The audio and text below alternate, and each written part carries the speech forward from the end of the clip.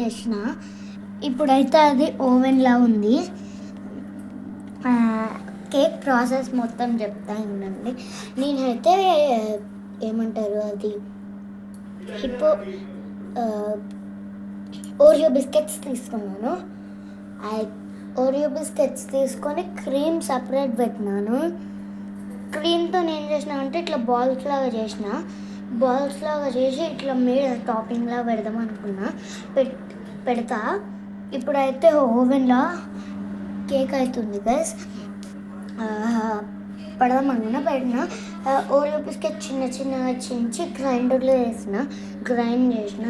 తర్వాత కొంచెం సోలా పొడి వేసినాక పాలు వేసి ఈనో ప్యాకెట్ వేసి చక్కెర వేసిన. తర్వాత బాగా గ్రైండర్ కావాల్సి మీరు గ్రైండర్ పట్టుకోండి. నేనైతే మిక్స్ చేసుకున్నాను. ఇంకా గ్రైండర్ ఎందుకని కడిగేది. ఇంకా ఓవెన్లో అయితే పెట్టేసిన. ఓవెన్ లేకపోతే మీరు ఏం చేయండి, ఒక బౌల్లో మట్టి వేసుకోండి. ఫుల్ కాదు, హాఫ్కి. తర్వాత దాని మీద బట్ట పెట్టి మళ్ళీ ఆ కేక్ పెట్టి మౌల్లో వేసేయాలి. ఇదైతే మౌల్లో వేసినాక ఇది ప్రాసెస్ అయితే అందరికీ తెలిసేది. మీకు ఓవెన్ లేకపోతే ఏం చేయాలి, ఒక బౌల్ ఇట్లా పెట్టుకోవాలి, పెద్ద బౌల్.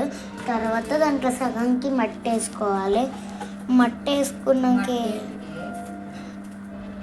ఓవెన్ లేని వాళ్ళకి మట్టి వేసుకొని దాని మీద బట్ట కప్పి అది మౌల్డ్ ఉంటుంది చూడండి, అది దాని మీద పెట్టి క్యాప్ మూసేయాలి.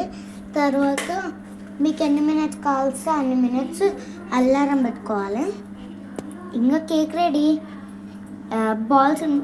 బాల్స్ క్రీమ్ బాల్స్ ఉంటాయి కదా, అవేమో మీద పెట్టాలి. Thank you for watching. Bye.